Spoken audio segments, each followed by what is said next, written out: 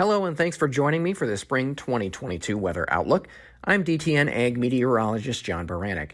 We've had quite a contrast between the west, which has been very dry, and the east, which has been very wet going back to last summer. Will that continue? And what will be our challenges for the spring planting season? Well, let's take a look. First, we should start off at the overall drought situation, as that looks to be a concern for the entire 2022 growing season. We've had some major degradation in the drought over the southern plains since last fall. Back across the west, December was a good month for bringing widespread showers and a reduction in the drought, but we have seen very little precipitation since the first of the year, and that drought continues. Farther east, though, we've seen some spotty drought conditions across the far south up into the upper Midwest, but the over at the Ohio Valley to the east coast remains largely drought-free. Outside of the Pacific Northwest, this has followed a La Nina pattern pretty well. We've been in a La Nina since last fall, and it has culminated in a Clipper pattern from late December through the first half of February.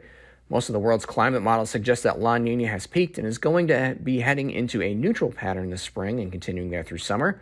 There are some outliers, though, including the main American model, which continues La Nina conditions through the summer and into next fall.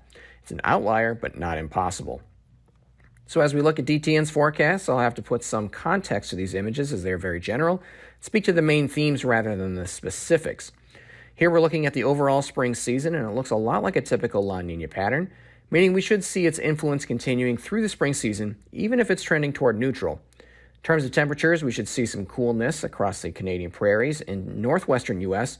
and heat across the south and southeast. For precipitation, the eastern Corn Belt is likely to see above normal precipitation and potentially up in the northern plains as well, but the drought-stricken southern plains look to continue deepening its drought.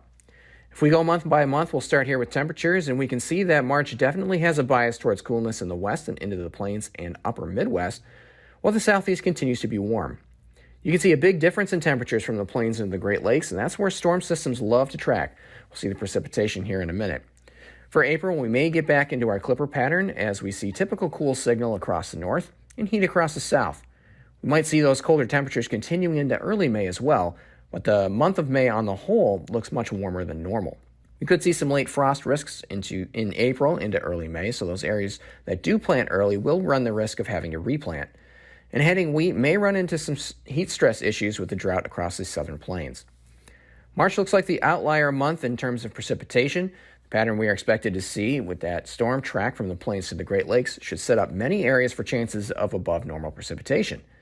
It may help to alleviate some of the drought in the Pacific Northwest and northern plains and continue the wetness in the eastern Corn Belt. It will be very difficult for 1 month of precipitation to alleviate the deep drought in the central and southern plains, and as you can see in this image, the tendency is for the eastern plains to have the stronger wet signal than the west, so drought is still likely to be a concern for winter wheat. As we get back to April and going into May, the wetness is more likely to be confined to eastern growing areas. That could keep soils too wet and leave planting windows shorter in the eastern Corn Belt. Combined with the potential for late frost, the situation could be a little dicey there. Those in the Pacific Northwest and western Corn Belt should find longer dry periods than wet ones and should see planting be a little easier. But overall, that dryness will weigh on the rest of the season as drought does not look to be wiped out and in some cases will increase across these regions.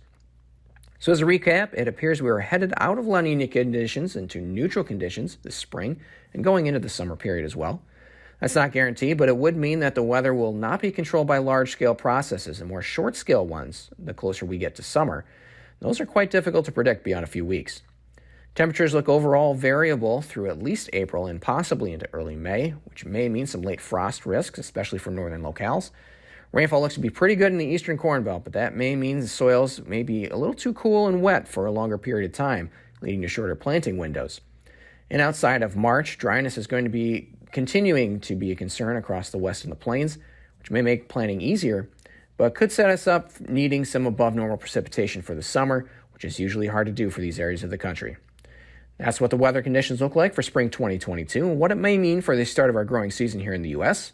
If you'd like to know more about conditions for your operations, check out our website at dtn.com and sign up for a free trial. Thanks for watching. I'm DTN Ag Meteorologist John Baranek.